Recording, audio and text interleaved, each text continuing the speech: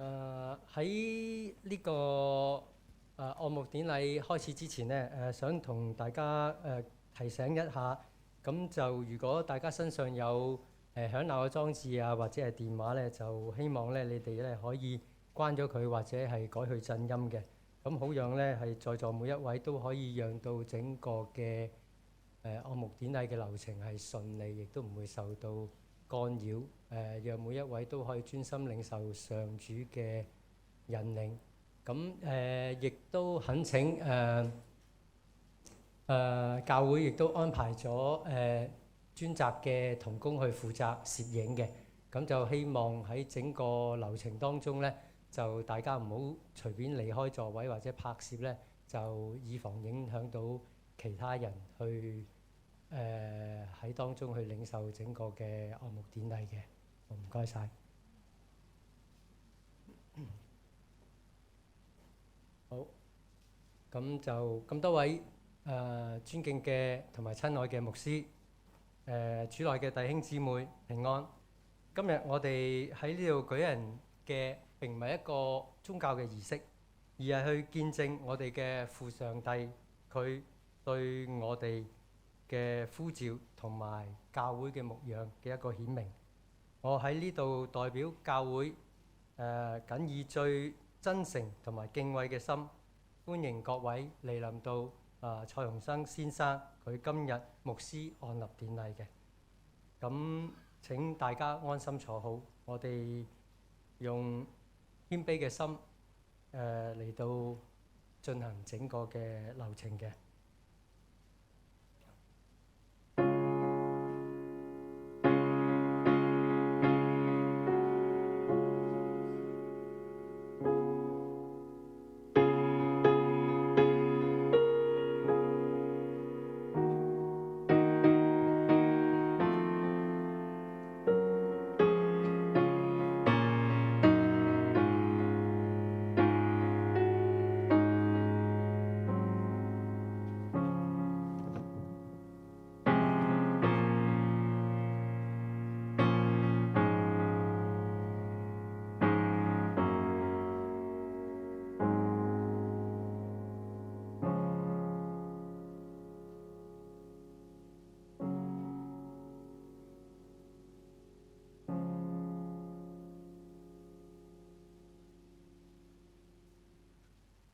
請聽上帝嘅説話，我必將合我心意嘅牧者賞賜給你們，你們要以知識和智慧牧養你們。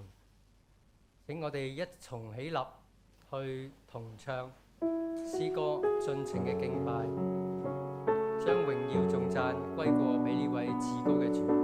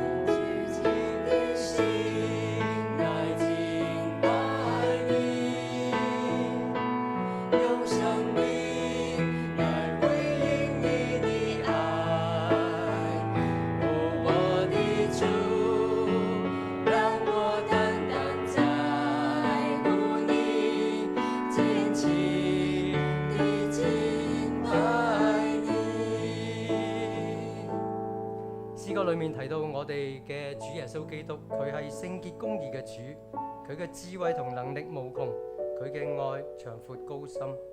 天父上帝創造天地萬物，亦都為我哋每一個人預備咗救恩，差派佢嘅獨生子耶穌基督被釘喺十字架上，救贖我哋，讓我哋每個人藉住主耶穌基督再一次回到父嘅身邊，成為佢嘅兒女。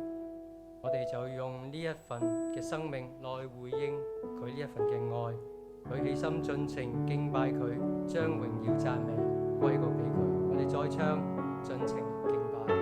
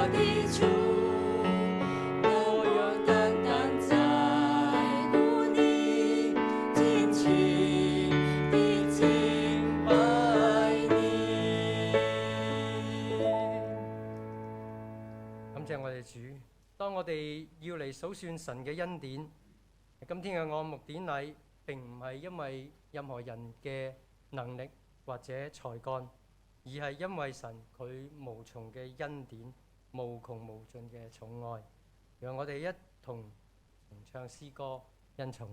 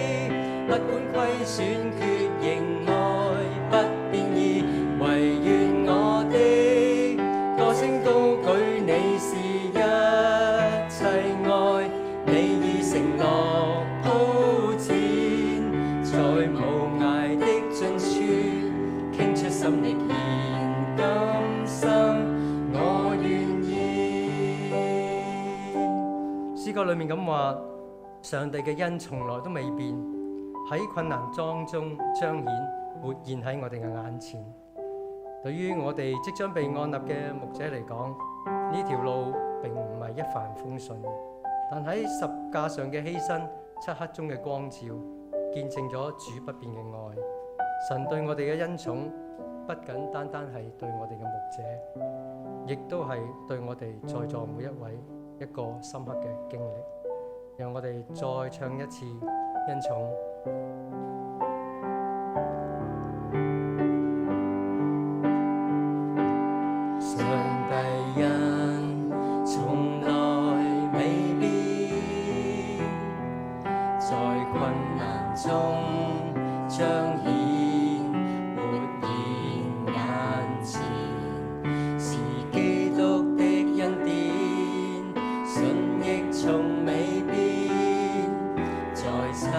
中，主恩光照路途，在我心時常勵勉，十架原身犧牲，盡露愛憐，是基督的聲音，夜夜燃亮我，在漆黑中完全明亮我心，唯有主傾出恩典晝夜都愛顧，唯獨是你，不管虧損缺仍愛不變異，唯願我的歌聲高舉你是一切愛，你已承諾鋪墊在無涯的盡處，傾出心力獻今生，我願意，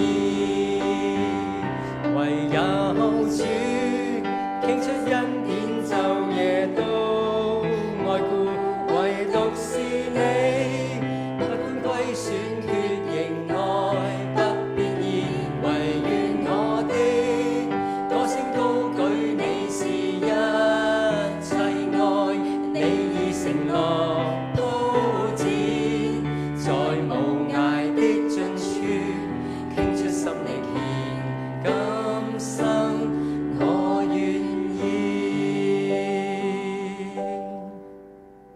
感謝主，願我哋口中所唱嘅，亦都係我哋心中所想嘅，一切都蒙上帝佢悅納。唯獨是你，不管虧損缺形，愛亦都不變異。呢一份不變嘅愛，唔單止教導我哋要懂得去數算神恩，亦都係我哋一份前行嘅力量。我哋要不斷跟隨主，深知道主係時刻與我哋一同走我哋人生嘅道路。讓我哋一同唱詩歌，有神同往。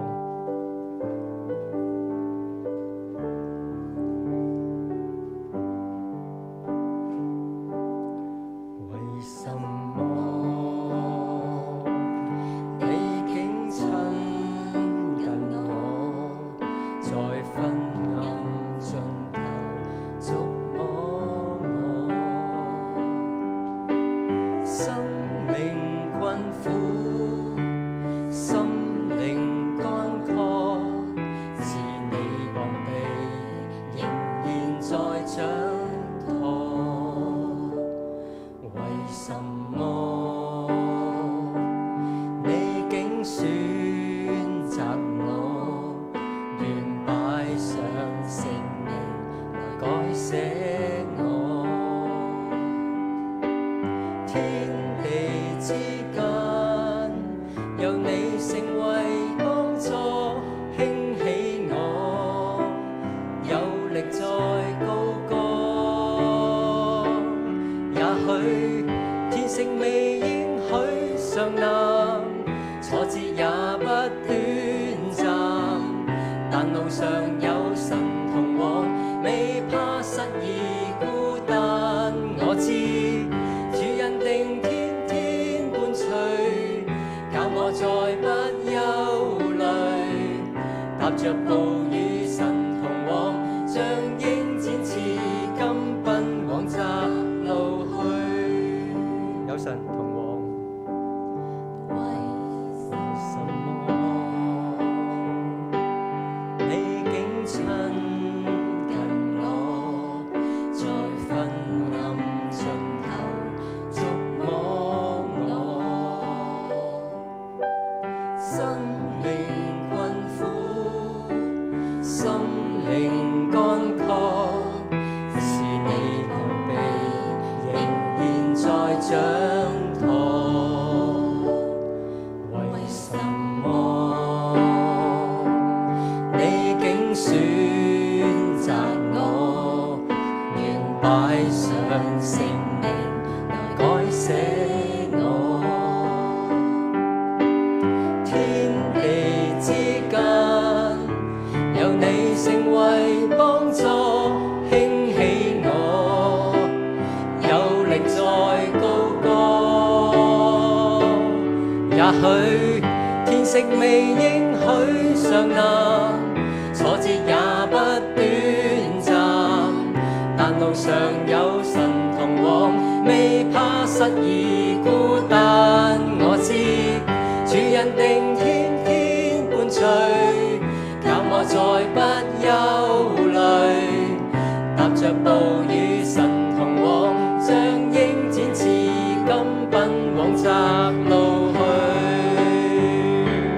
也許天色未應許上難，挫折也不短暫，但路上有神同往，未怕失意孤單。我知主恩定天天伴隨，教我再不憂慮，踏着步與神同往，像鷹展翅金奔往窄路去。願盡力與神同往，在一生裏委身，不往後退。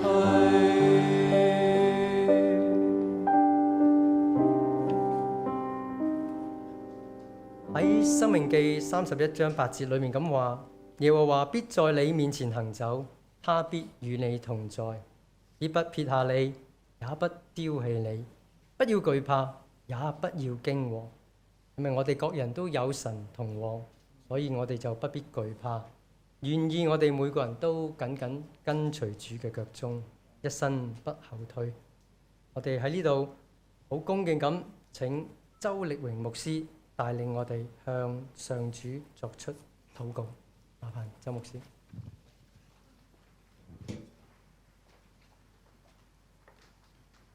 讓我哋低頭一齊禱告，仰望上主。榮耀嘅主，教會嘅元首主耶穌基督，我哋同心嚟到你面前，為今日呢個按立禮獻上感恩同埋頌讚。我哋衷心嘅感謝你，過去近23年嘅日子，你一直保守你嘅僕人蔡洪生弟兄喺沙角福音堂忠心嘅侍奉，係佢用心嘅默默嘅承擔呢份牧職，引領着你自己嘅群羊。主啊，過去日子顯明你恩受嘅同在。因此主啊，既然係你親自嘅呼召，亦都係你教會全體會眾一齊去同證洪生弟兄呢份牧者嘅職分。因此我哋懇求三一嘅上主賜福俾今日嘅按牧禮，願你賜恩俾你嘅僕人，賜俾佢從上頭而嚟嘅能力同埋智慧，叫佢喺日後能夠更加緊緊嘅跟從基督你呢位大牧人。又求你建立沙角嘅每一位弟兄姊妹眾肢體，使到我哋能夠同心合意嘅一齊與佢同牧者一齊建立基督嘅身體，使教會得造就。主啊，願一切榮耀歸俾你，願你嘅名因你嘅僕人嘅侍奉並眾會友對你專一嘅跟從被高舉，被榮耀。願主耶穌基督，我哋紀念我哋喺你面前一切嘅擺上，我哋咁嘅禱告感恩交託，係奉主耶穌基督得勝嘅名字祈求，阿門。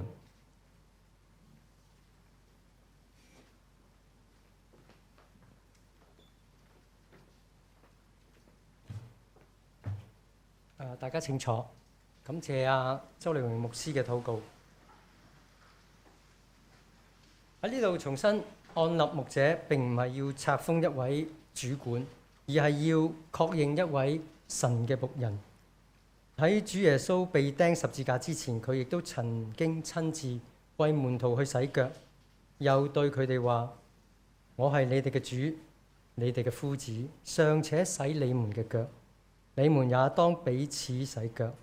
我給你們作了榜樣，叫你們照着我向你們所作的去做。所以作主嘅門徒係標記住願意去服侍人。今日我哋即將按立一位蒙主呼召去作為佢嘅僕人，去牧養佢嘅教會。亦都好高興今日喺呢個按牧典禮當中，有沙角福音堂嘅詩班去為我哋獻唱詩歌《主助我作你僕人》。凡詩班。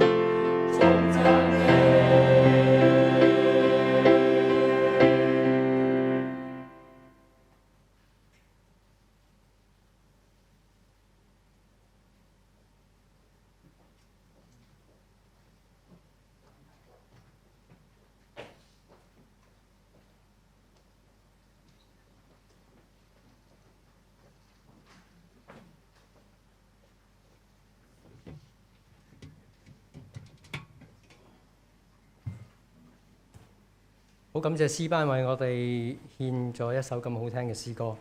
接住落嚟，我哋會一同誦讀關於獻身按立嘅經文。呢一段經文係選自提摩太前書，係使徒保羅對年輕嘅牧者提摩太臨別時嘅囑咐，亦都係歷世歷代教會按立聖職嘅時候嘅核心訓勉。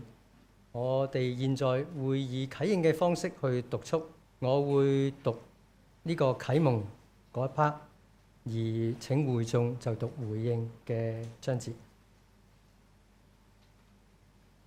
好，不如開始。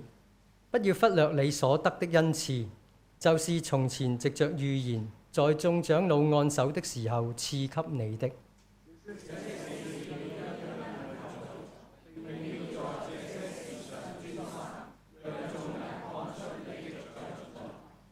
你要謹慎自己和自己的教導，要在這些事上恒心，因為這樣做既能救自己，又能夠聽你的人。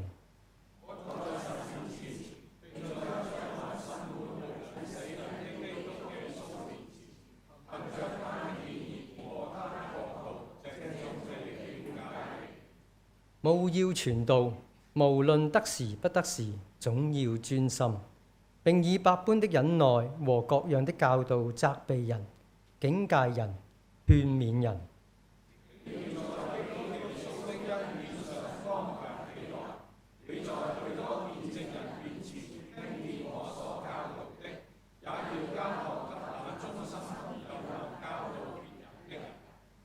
你要和我同受苦難，作基督耶穌的精兵。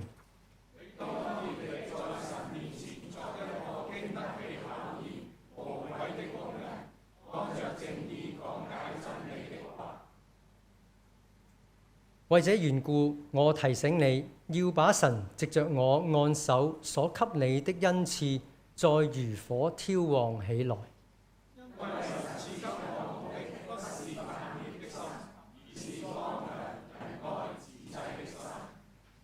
經文讀畢，我哋繼續好高興、好榮幸有彭國良牧師為我哋宣讀今日嘅主題經文。主題經文今日係記載咗喺約翰福音21章14節至到22節嘅，麻煩阿彭牧師。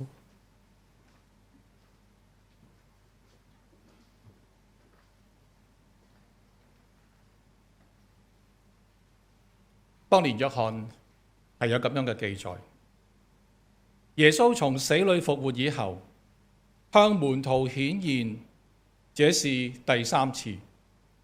他們吃完了早飯，耶穌對西門彼得說：約翰嘅兒子西門，你愛我比這些更深麼？彼得說：主啊，是的，你知道我愛你。耶穌對他說：你餵養我的小羊。耶穌第2次又對他說：約翰嘅兒子西門，你愛我麼？彼得說：主啊，是的，你知道我愛你。耶穌說：你牧養我的羊。第3次對他說：約翰嘅兒子西門，你愛我麼？彼得因為耶穌第3次對他說：你愛我麼？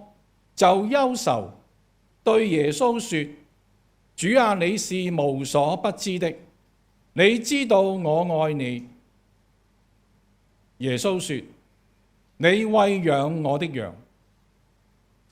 我實實在在的告訴你，你年少嘅時候，自己束上帶子，隨意往來；但年老嘅時候，你要伸出手來，別人要把你束上，帶你到不願意嘅地方。耶穌說這話，是指着彼得要怎樣死，榮耀神。說了這話，就對他說：你跟從我吧。彼得轉過來，看見耶穌所愛嘅那門徒跟着，就是在晚飯嘅時候，靠着耶穌胸膛說：主啊，賣你的是誰的那門徒。彼得看見他，就問耶穌說：主啊，這人將來如何？耶穌對他說：我若要他等到我來嘅時候，與你何干？你跟從我吧。願主嘅說話都藏喺我哋嘅心裏邊。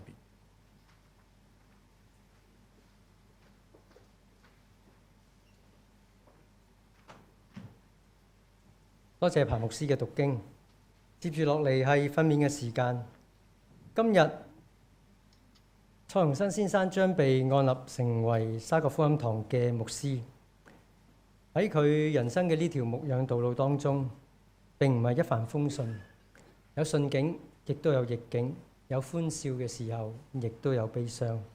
我哋好榮幸今日請到建道神學院嘅院長蔡少琪牧師嚟臨，向我哋傳講神嘅話語。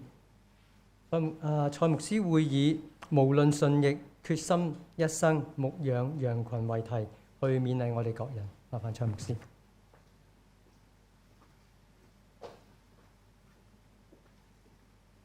各位牧者、各位弟兄姊妹平安啊！以前喺建道嘅時候咧，我比鴻新早2年入建道嚇。鴻新唔同 degree 啦，咁所以咧其實我今年都準備半退休啊，咁所以佢都繼續按牧都係好感恩嘅。咁其實佢可能畢業咗接近30年啦，都30年時間，所以按牧你有唔同嘅處境，有啲人咧係啱啱即係畢業咗幾年，有啲係比較資深嘅同工。因為喺西方咧就都有幾個傳統，有啲傳統係畢業半年就可以按牧嘅，咁有啲係3-5年，咁有啲宗派咧香港而家發展就係3至7年咁樣，大部所以鴻新算係資深嗰堆嘅同工按牧嘅嚇，所以咧就唔同嘅年紀按牧，有時可以都用唔同嘅經文去體會嗰個感受。咁某程度上咧呢段經文咧，彼得只係3年按牧，如果同按牧所以你都係説短嘅故事。但係咧，其實咧，如果再睇長啲咧，呢段經文咧係約翰似乎係彼得死咗之後懷念佢一個同工而寫低嘅21章嚇，即係講翻當年 N 年前呢個人點樣經歷耶穌再呼召，跟住咧被使用咁樣嘅故事。所以用呢個角度去諗翻呢個按牧啊。咁呢度有按牧裏邊，我諗都係一個立志。我撳咗呢度，嗰度唔喐啊！要點樣先喐先？諗下先，係咪有2個 system 先啦？等先啦。係咪呢度好似呢度喐咗，嗰度唔喐嘅？就唔知點解係咪？我開始要講啊，不過好似呢度喐啦，好似好似 OK 啊，唔該晒。咁就我翻轉頭得唔得？等陣先係OK 啦 OK。咁我諗即係。彼得呢段經文有少少係再上路嘅觀念啦嚇，其實即係一個有挑戰之下，耶穌復活之後再上路，所以再上路人咧，其實都係即係一個提醒，就係唔好翻回頭路嚇，一提醒就唔好再計較咁多嚇。另一個提醒咧就係特別係艱難時期啦，即係有啲時候順利時候，艱難時期呢個再上路係可能要背上十字架更重嘅位。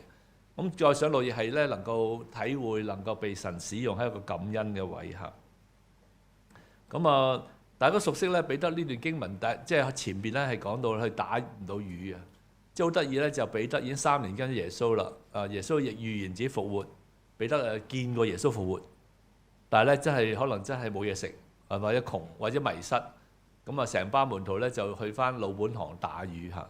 其實去翻老本行都唔介意啊，因為帶職侍奉都係榮耀嘅，保羅都一樣。不過似乎咧嗰段路咧，似乎係迷失多過即係帶職侍奉啦。我諗下，所以有時人生裏邊咧有啲時間係迷失㗎。咁呢一幕咧，另一個背景我中意留意咧就係其實彼得好多感受。其中一幕咧就係21章嘅第7節下邊嗰度一齊讀嘛。耶穌所愛的那門徒對彼得說：是主。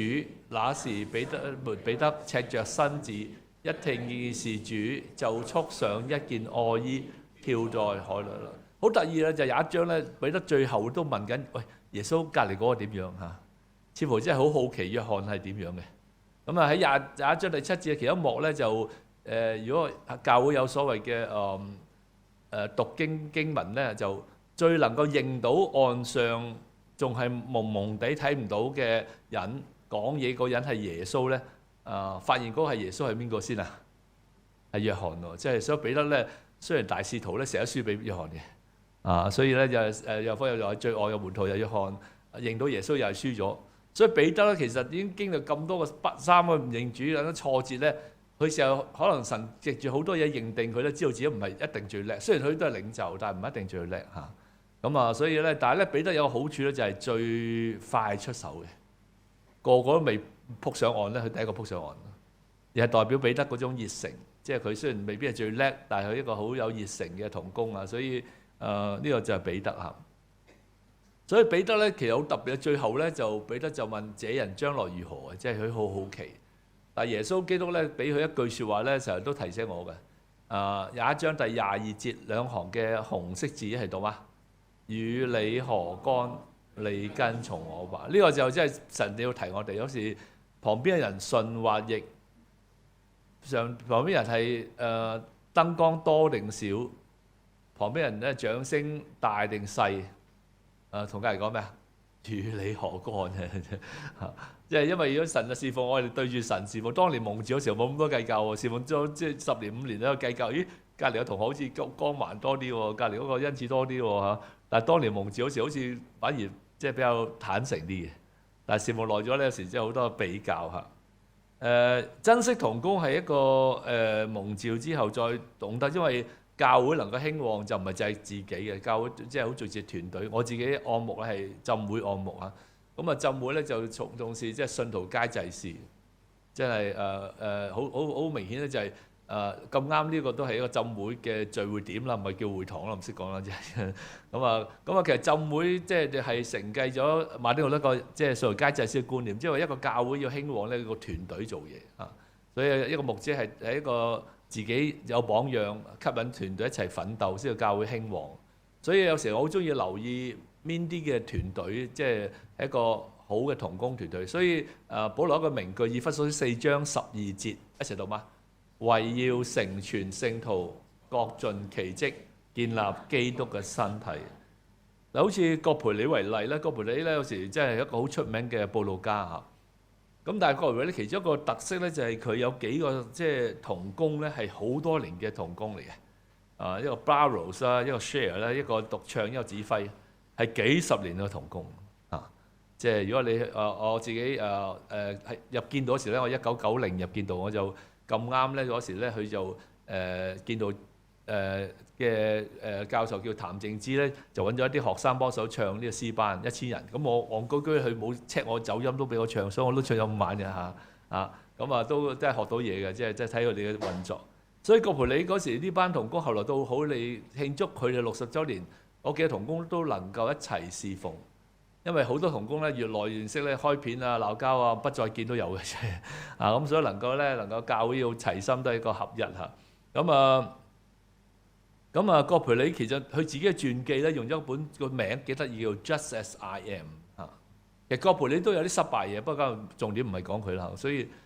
但係佢其中佢自己蒙召嘅時候咧，係一個詩歌叫照我本相，即係話咧，我哋係咁樣嘅處境去奉獻俾神，咁樣先可以得着恩典，而係咁樣嘅我嘅限制去侍奉神。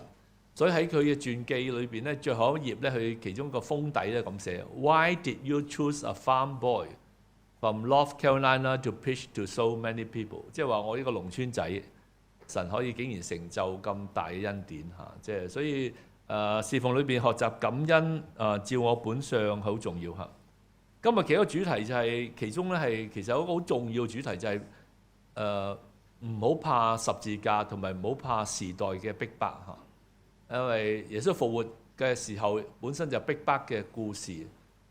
約翰福音第21章仲有一個特點咧，係提出一個人物嘅名字。聖經都當地名講法叫提比利亞海邊嚇。咁大家熟悉咧，就係聖經裏邊喺約翰福音第6章講咧，加利利海就提比利亞海嚇。提比利亞大家略識嘅話咧，就係其實當時嘅羅馬帝國帝王嘅名字。例如香港咧，維多利亞公園咧，因為香港係當時維多女王嘅時候變成殖民地，所以我哋個即係海灣就叫維多利亞港，我哋嘅公園叫維多利亞。今日北京都未要求佢改名嚇，咁啊將來唔中意又唔知啦嚇，即係如果我大陸叫解放路啊咩路啊，即係咩嚇，所以呢啲係代表緊好明顯咧，約翰係專登用提比利亞海嘅字，就唔係加利海啦，係講到即係當時一個帝國處境嘅時候。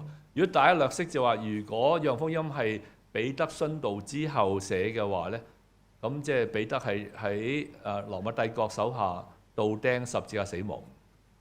即係話佢提醒後代，即係話你孭上木職嘅話咧，就可能會背上呢個代價。所以後邊嘅經文就講，耶穌再講一句就係要指着彼得要怎咩啊？怎樣咩啊？死啊！呢個強調好死啊！所以跟住用翻一個字眼就你跟從我 follow me。follow me 從當初嘅 follow me 到而家 follow me， 明白咧就原來有代價嘅。咁香港一路都算平順啦，雖然呢幾年有風波。但係如果今日你問翻啲大陸嘅群體或者啲逼迫時期地區群體啊，孭住一個按木嘅位咧，可能準備聽日到你咁樣，所以有呢種嘅故事啊，所以有啲故事啊。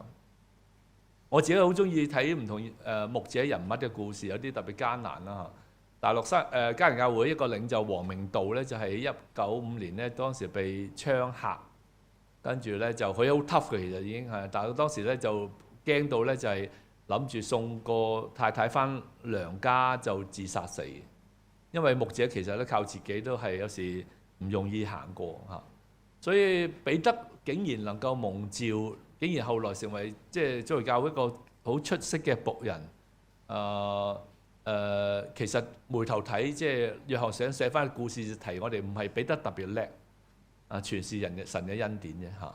所以呢個神恩典亦代表咧，神喺好多無微不至嘅恩典。所以上下文前一幕好得意嘅就係咧，係有一章第9節一齊讀嘛。他們上了岸，就看見那裏有炭火，上面有魚又有。即係如果按籌款嘅角度咧，我希望籌多啲嘅。但係如果籌款得上面有炭火有餅有魚咧，就夠今餐嘅啫，你明唔明啊？咁但係神嘅主權下咧，又有啲人籌款可能籌到你一年都夠食。但係今次彼得嘅籌款咧，就即係可能有啲魚啦，加埋即係今餐嘅食物。但係無論如何，就係神讓佢恩典夠用啊！特別炭火呢字咧，原文用翻3次唔認主嘅炭火呢個字，即係好似回顧翻其實咧，你喺呢度得失敗，就要喺呢度再上翻嚟嚇。咁啊，好多牧者咧，到佢晚年咧，就有時咧會回顧翻即係一啲故事，諗起神奇妙恩典嚇。咁啊，見到其中資深嘅院長就係阿滕牧師咧離世咗嚇。咁啊，滕牧師晚年嘅時候咧，有一次阿梁家麟院長帶我退休嘅時候咧，就請阿滕牧師咧就嚟見到老師分享。嗰次咧，我哋嗰時仲喺烏溪沙有啲聚會嘅時候，咁啊諗住林牧師嚟到咧，諗住講篇道俾佢聽啦。點解滕牧師冇，即係可能年老啦，就唔想講道。咁啊講起細個古仔嘅。你知滕牧師有時啲廣東話都有啲走音啊，所以有時要猜下佢講乜嘅。咁啊講嚟講去，有時又唔好明，點解成日講呢個故事？咁講咗2次，咁後來咧滕牧師呢個故事咧又放咗喺佢傳記裏邊，咁我明多啲啦。因為嗰時佢講咧就係咧，我嗰時咧喺英國讀完書翻嚟咧，就過香港，咁入咗嚟做咗2-3年，咁啊要做重新簽證。一去到簽證嘅地方，原來打開自己護照，大陸嘅護照咧，原來不准停留香港嘅。咁我驚到死，即係唔係驚死我講啦，佢冇話驚死先，因為咁啊好之後尷尬啦。咁啊之後去到香港嗰啲問佢，咁我唔係偷入嚟啊，我嗰時睇唔到，你又睇唔到，大家一齊睇唔到嘅真係，即係因為個移民官睇唔到，話滕牧師睇唔到，咁啊問阿移民官點算啊？咁即係唔係偷入嚟㗎嘛？係嘛？咁個移民官眼超超望住阿滕牧師話唔嚟都唔嚟啊，嚟咗算啦，留低啦咁樣。咁滕牧師講呢句説話有咩意義咧？我諗佢晚年諗翻就係自己能夠為主奔波咁多地方，可能自己都努力嘅。但係如果當年即係嗰人真係擘大眼，咁就翻去鄉下啦嘛。明我意思啊？即係佢想話回頭睇，就好似頭先個名句就係佢本書名就係都是恩典啦。明唔明啊？即係我哋唔係冇努力，但係能夠有機會努力都係咩？都係恩典啊！呢個就係。彼得都係咁諗法，我諗彼得都係同埋約翰都係咁樣諗嘢嚇。所以呢度就講到咧，其實如果靠自己咧，就好似話成晚都打唔到魚。即係佢哋即係喺呢個最後一個耶穌親自嘅呼召，再呼召咧，佢就知道如果淨係靠自己，好似約翰福音第15章話，離了我就什麼都不能作嚇。好似王明道，即係呢位好出色嘅家人教會領袖，佢晚年就留低兩句説話，一齊讀啊！神帶我們到深水中，不是要溺斃我們，乃是要洗淨我們。那天天預備死的人，反倒很光榮的活到好。即係佢捱到21、22年代之後，大概即係坐監，其實真係唔容易。即係我諗我自己好似一日，我係探過監，我一日都未坐監，暫時將來唔知啦嚇。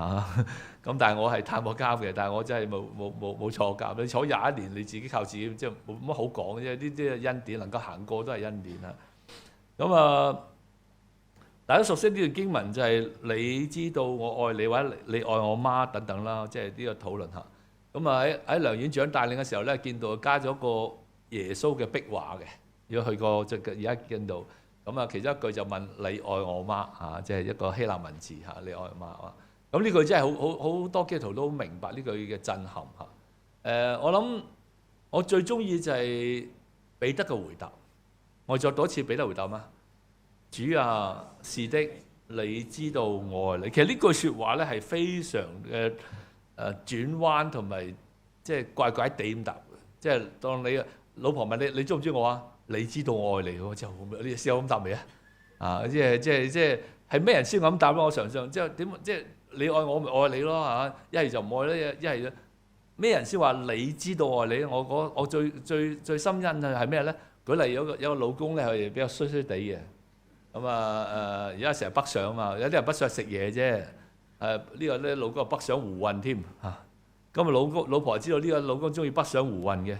咁上次叫佢唔去北上，今日又偷偷去北上，北上食嘢就算啦，洗牙就算啦，係嘛？北上胡混喎。咁老公話：老婆你想點啊？係咪大家就從此拜拜啊？老婆啊，我真係好愛你，不過咧我唔知點解戇居居就做錯事咁啊！你知道我愛你啦，咁即係佢意思話咧，我都唔敢講我愛你。我諗彼得就係咁啊，即係話佢當年幾威啊！個個唔離開你，我都唔怕。哇，幾威啊！真係威到即係好似話個個都即係死就死吧咁樣。點知最後第一個即係都唔係啊！其他人走晒嘅，佢都勇敢去到即係嗰個大祭司會堂，即係佢最後咗走啊，都算勁噶啦，都算勁噶啦。即係彼得已經唔敢誇口啊！好特別係幾句都係你知道我愛你喎，你明唔明啊？即係彼得冇話我愛你喎，臨走你知道啦咁樣，即係咁樣。咁彼得仲講句好有意思啊！你是咩啊？無所不知，即係話你知道我係好想愛你，不過我知道係靠我係噏嘢咧，即係咧我要到死都為主，我而家可以唔敢講啦，因為我驚逼不臨到時我真係唔認你啦嘛，你知唔知啊？即係我能夠去到底嘅話咧，係全靠主恩典，所以耶穌好明佢，耶穌又冇 push 佢，跟住就餵養我羊等等嚇，咁啊。見到即係出咗好多出色嘅僕人啦，咁啊上一代咧，我哋就有啲唔周期嘅同工啦，咁所以喺90年代我哋後來即係出咗書係記載佢哋嘅事蹟，咁其中喺建道咧建道而家120幾年啦已經嚇歷史，我哋慶祝100年嘅時候咧，就係張慕皚時代嘅咧，我哋係試過喺會展一個100週年嘅慶典。咁嗰時咧，我哋請咗一批嘅唔周期嘅老師咧，就校友嚟即係去翻母院。咁嗰時我就年青嘅同工咧，負責接待。咁其中一個就係呢個馮雲玉牧師嚇。嗰時佢哋90幾歲啊。咁咧嗰次有一次咧，我哋喺油麻地嘅以前叫 YMC 咧，而家改咗名唔記得咗啦嚇。咁啊 YMC 有個餐會，咁佢要坐扶手電梯去2樓食嘢。咁我喺後邊，點知佢向後撲，嚇死我！90幾歲嘅老師嚟探見到向後撲，咁啱咧後邊有個另一個唔周期嘅牧師頂住佢，佢唔好撲親。我坐後邊，即係我負責接待，好驚咁啊！即係向後撲咁我即係其實我想幫，但係我隔3、4個冇得幫啊嘛，即係嚇。咁跟住上到去咧，嗰個另一個老師話唔怕，我仲年青。咁啊，原來佢70幾歲都叫年青。所以對我當時我個時候咧就睇到即係咁後來因為我接待過佢咧，佢死嗰時候咧。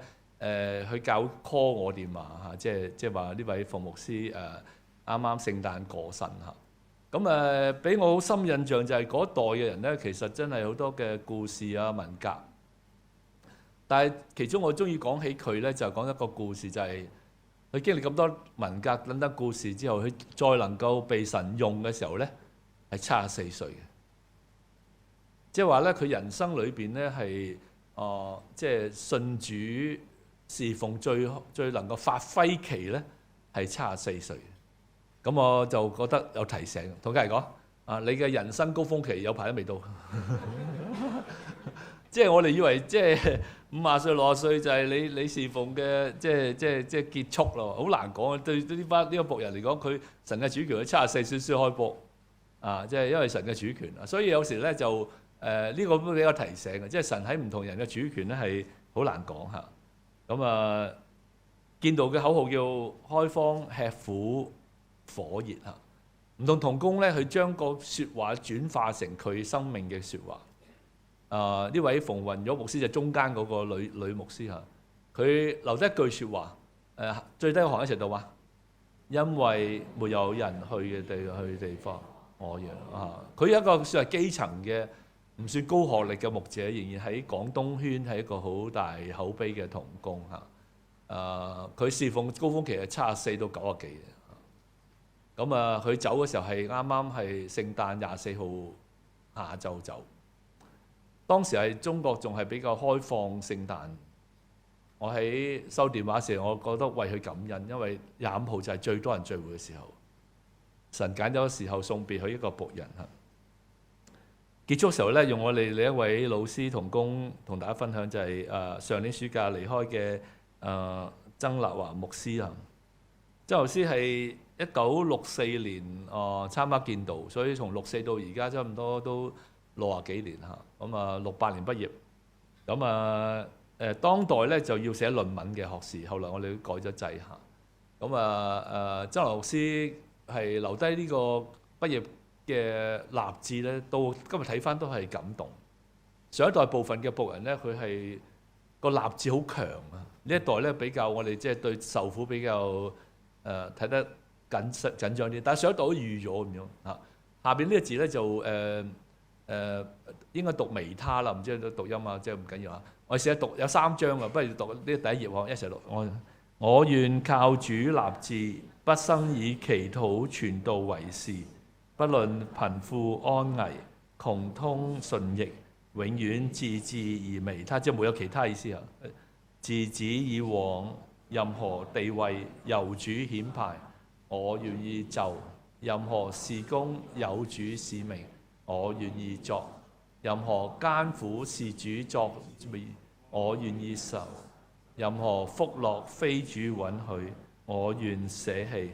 無論生死，如同成全我俗是人而服侍主的事願，我心足矣嚇。即係咁結咗，佢就係完成佢人生嘅使命。佢自己曾經喺建道圈提咗一句，就要終結得好嚇。即係時終得好，未必話我係最榮耀嗰位，或最出色嗰位都唔奇嘅。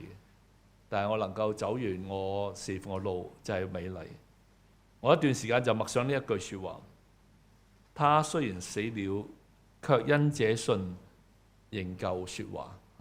頭先經文記咗係彼得嘅死，即係約翰係可能彼得死咗之後，再留低呢個故事。呢個故事繼續去感染人。其實我哋今日讀聖經，其實全部都死咗嘅。即係呢個保羅係死咗嘅人，呢個大衛係死咗嘅人啊！但係當佢哋係終結得好嘅話，人生有坎坷唔緊要，終結得好嘅話，佢到今日係咩啊？仍然説話。巴不得我哋在座嘅弟兄姊妹，巴不得洪生就嚟按立嘅洪生牧師到佢喺地上做完佢嘅工作嘅時候，佢見證係仍然説話。我諗呢個係可能好多僕人嘅心願，唔單地上有見證，而係我哋一生留低嘅小故事，或者能夠多多少少成為別人嘅説話。就是好似頭先我提過黃明道，提呢個馮雲玉，咩人都好，當佢哋能夠走好佢嘅人生，一齊讀埋呢個金句嘛。他雖然死了，卻因信仍叫。我同心祈禱。天父，多謝你，今日係你嘅僕人洪生弟兄傳道準備按牧嘅日子。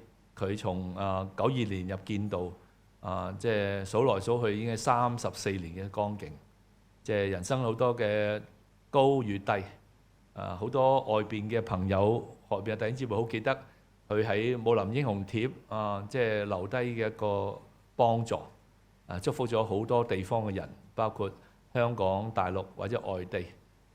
近年可能即係網絡演變，佢要變成好多係音樂即係歌詞嘅祝福或者其他嘅祝福。無論如何，無論係堂會嘅祝福，或者係喺即係闊度嘅祝福，佢都有佢嘅忠心，佢都有佢嘅光彩。而今日我哋眾同工、眾弟兄姊妹去見證你使用呢位僕人嘅時候，求你厚厚加力俾佢，讓佢一生成為美好嘅見證。佢今日能夠為你發光，將來見你面嘅時候，佢留低嘅故事係繼續可以被你所用。咁樣祈禱交託奉主耶穌得勝名求。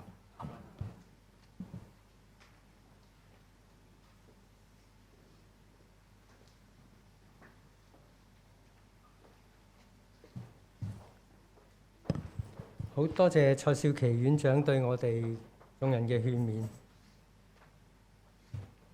願主嘅説話都堅固蔡生佢嘅心，同埋我哋在座嘅每一位。按立一位牧者係佢確認神所任命俾佢呢份聖職，而接住落嚟亦都係進行呢個考問心志嘅環節。我哋好高興有建道神學院榮譽院長梁家麟博士係代表呢個按牧團隊去向蔡鴻新先生提出心志嘅考問。麻煩啦。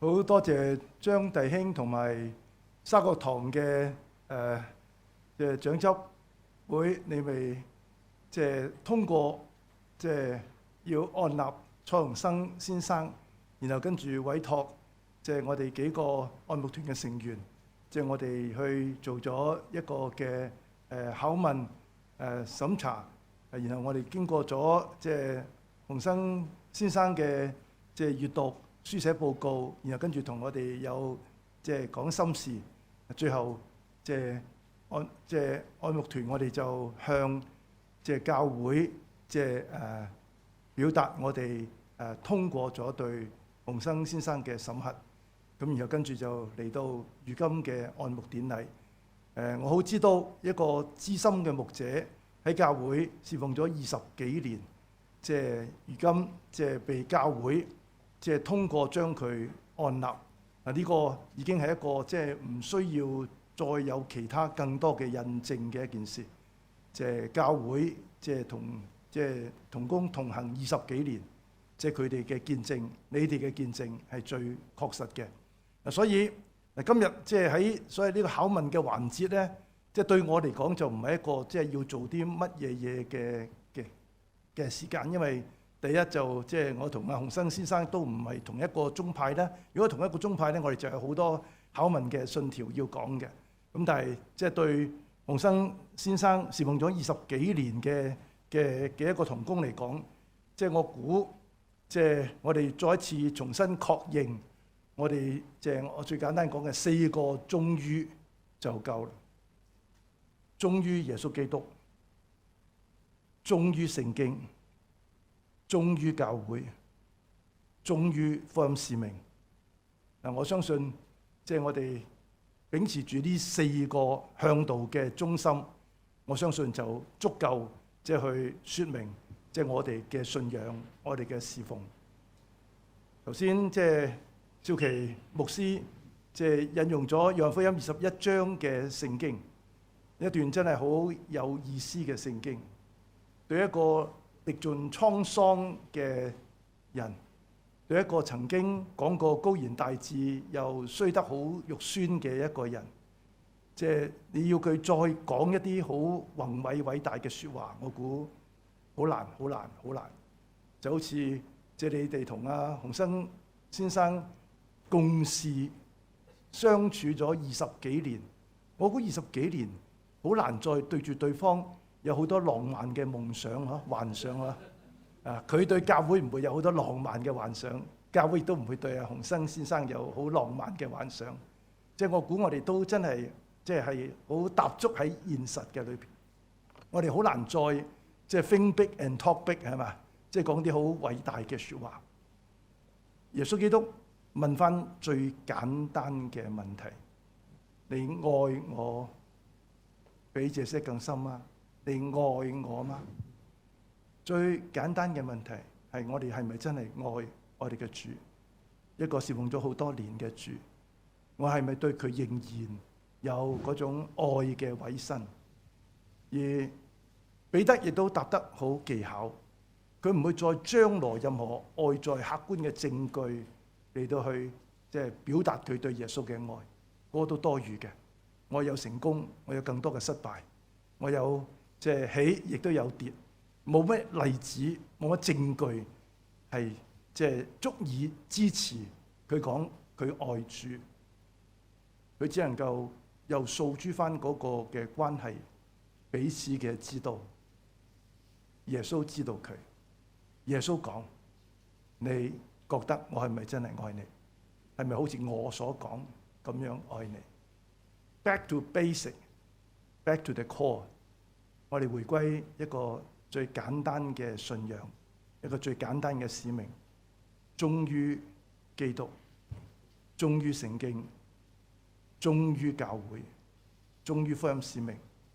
所以喺呢一個考問嘅環節，我寧願嘅就係邀請洪生先生，即係喺呢度同佢侍奉咗咁多年，又愛咁多年嘅教會，講幾句佢嘅立志嘅説話。因為我係睇見喺我哋嗰個嘅程序單咧，係冇即係受案人嘅分享嘅環節嘅，咁啊冇長嘅時間俾佢，我請佢講幾句説話，好嘛？我用呢個都 OK。好，感謝主俾我可以喺沙福福音堂侍奉啦。我喺1992年咧就入建道，咁我到我畢業嘅時候咧，先後喺2間嘅堂會侍奉。喺我侍奉嘅時候咧，就雖然好短暫嘅時間，咁跟住咧嚟到沙福福音堂。沙福福音堂係一個咧就我哋嘅資源唔多，我哋嘅人都唔多，但係我哋咧就由我哋過去嘅20幾年嘅侍奉當中都見證到沙福福音堂係一個咧好細，但係佢係一個好美嘅教會。我哋人數唔多，但係我哋關係好好。我哋嘅弟兄姊妹咧，亦都係一種咧係好有愛心，可以咧互相嚟支持嘅。所以我深信咧就喺呢個侍奉亦都有神嘅賜福，有神咧幫助我喺呢間教會當中同弟兄姊妹一同建立，一同嚟到見證，一同嚟到將福音嚟到傳開。咁我相信喺未來日子當中，沙福嘅弟兄姊妹啦，尤其我睇到沙福弟兄姊妹嘅成長，我哋都係感恩嘅。我願意咧就好似曾樂華牧師所講嘅，即係無論將來如何，無論富足或者係環境如何，我哋都願意咧嚟立志侍奉我哋嘅主。我記得咧就我由我信主嘅時候咧，彭牧師係我哋當時我哋應該係第一個我哋唔知係咪第一個神學生啊？就係咧，當我信主嘅時候咧，當我嚟到立志嘅時候咧，我都同彭牧師分享過我自己嘅經歷。咁我由我信主嘅時候咧，我都有個心願，我就係無論如何忠心侍奉主，用我嘅恩賜，神俾我喺咩空間，我忠心繼續嚟到侍奉落去。呢個就係我自己嘅立志。以下跟住係宣讀約章嘅環節。我估呢個係即係教會一個好莊嚴神聖嘅時刻，所以我邀請張先生即係同眾會眾一齊去見證，即係洪生弟兄嘅即係約章啊！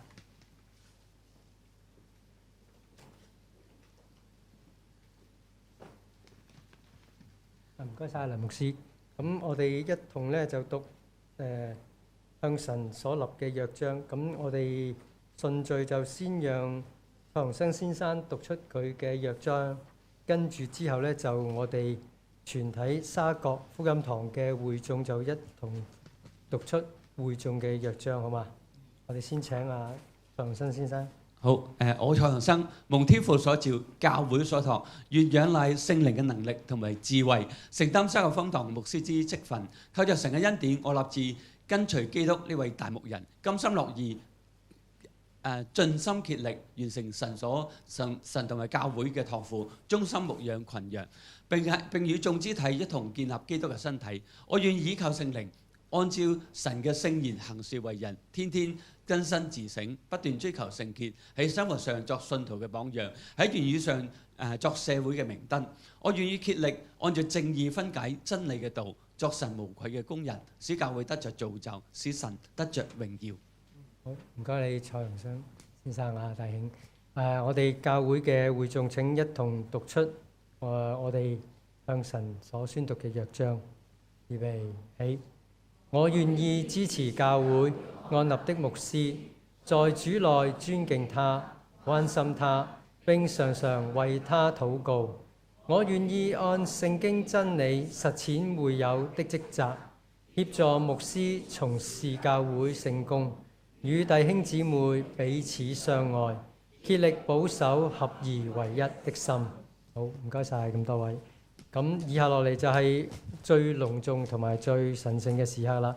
咁我哋有請整個按牧團隊嘅咁多位牧師上台，咁就由梁牧師咧就帶領咧去作呢個按手禮嘅。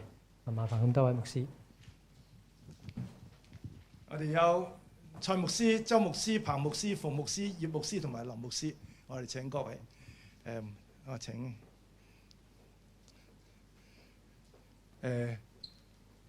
我哋嘅傳統係都請師母要企埋出嚟嘅嚇。哦，請蔡太係啦，即係企埋出嚟做一個嘅見證啊。好，你企喺度得㗎啦嚇。好，我請眾會眾一齊起立，好唔好啊？我哋然後睇住我哋一齊去按手喺洪生先生身上。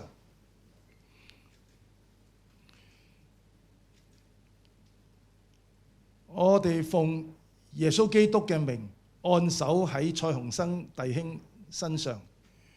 我哋要宣告耶穌基督，你所揀選、所差派、所使用多年嘅僕人，如今喺眾教會弟兄姊妹嘅肯定之下，喺即係按牧團嘅審核完成之後，即係我哋即係一齊確認佢係你所揀選忠心嘅僕人，並且值得領受牧師嘅職分。我哋嘅主，我哋知道你係群羊嘅大牧人，你係牧者嘅典範。我哋所做嘅一切牧養嘅工作都不過係你嘅延伸。我哋係以你為榜樣，然後我哋去即係受你託付去牧養屬於你嘅羊群。今日洪生先生即係被差派喺即係沙角福音堂裏邊去牧養你嘅羊群。我求主俾佢智慧，俾佢能力，俾佢愛心，俾佢忍耐，亦都俾佢真係有嗰種真係堅定不移嘅信心，即係能夠喺任何嘅環境都繼續按時分糧，按住正義分解真道，並且按住弟兄姊妹嘅需要嚟去俾唔同嘅安慰、鼓勵、勸勉嘅説話。求你藉住佢嘅手造就教會，造就生命，讓更多嘅人經歷生命被改變嘅神蹟，讓更多人藉住佢能夠聽到福音、得聞福音嘅好處。求主繼續使用佢，使用沙角福音堂成為喺沙田呢一個地方嘅明燈，叫更多人見到耶穌基督係道路、係真理、係生命。主，我求你賜福洪生先生佢嘅家庭、佢嘅婚姻、佢嘅即係仔女，讓每個即係環節都真係成為咗你恩典嘅肯定。藉住佢身邊嘅人，即係同佢嘅即係彼此相愛嘅關係、恩情，叫佢確認你對佢嘅供應、對佢嘅保守係真真實實嘅。繼續俾佢有嗰種沉穩但係堅定嘅信心，繼續成為耶穌基督嘅僕人，繼續成為群羊嘅牧人。主，你與佢同在。我哋如今奉耶穌基督嘅名宣告，蔡鴻生先生已經被按立成為牧師。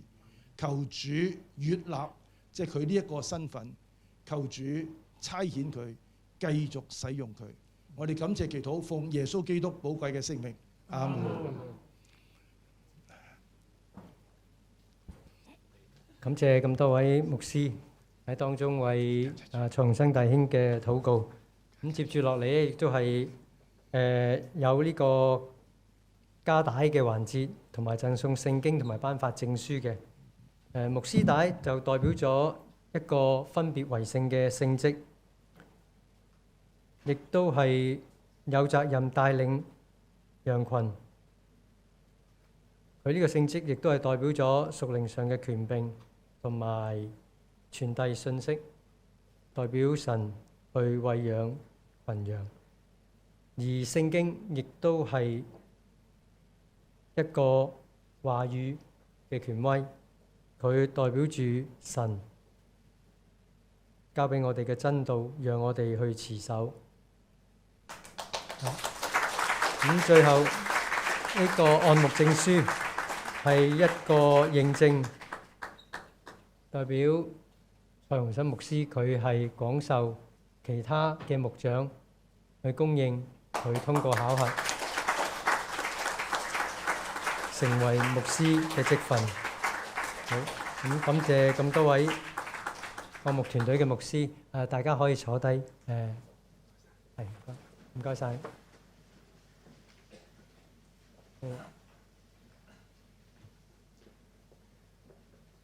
好。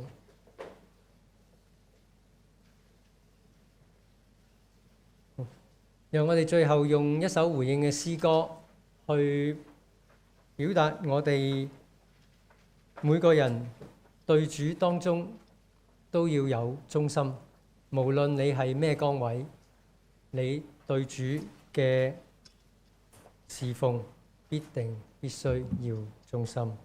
我哋一同唱詩歌，要忠心。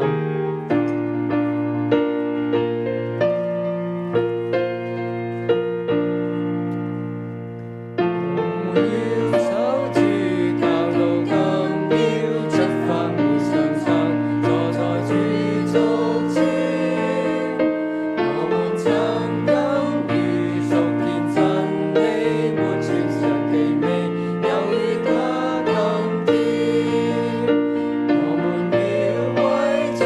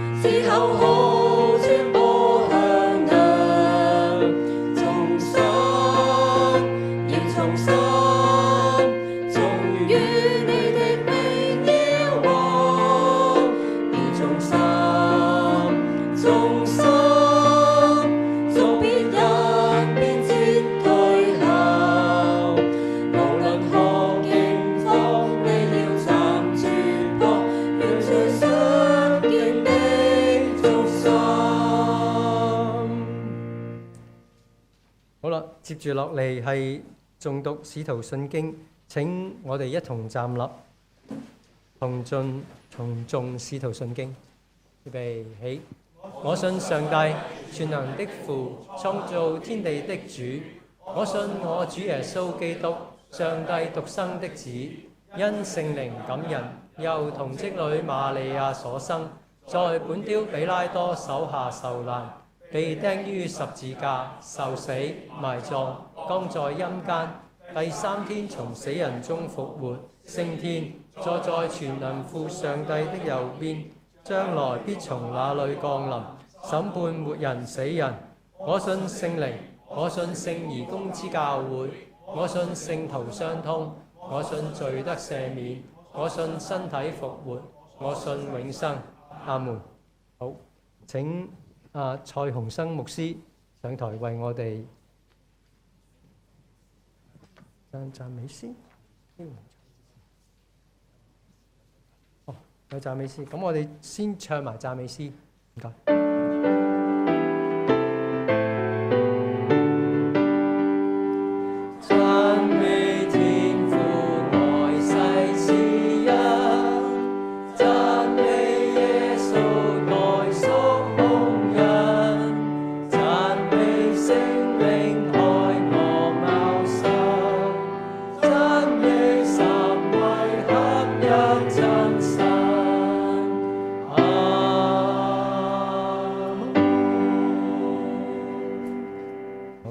請蔡洪生牧師為我哋祝福。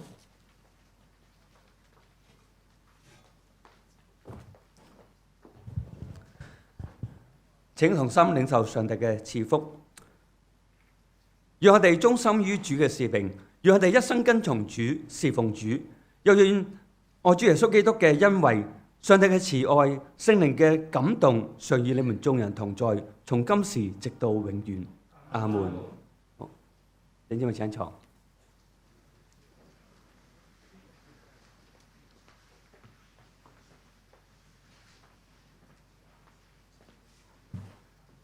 好，現在已經去到典禮嘅尾聲啦。咁我喺呢度謹代表我哋沙角福音堂向各位致以衷心嘅感謝，感謝每一位愛慕團隊裏面嘅牧師蒞臨，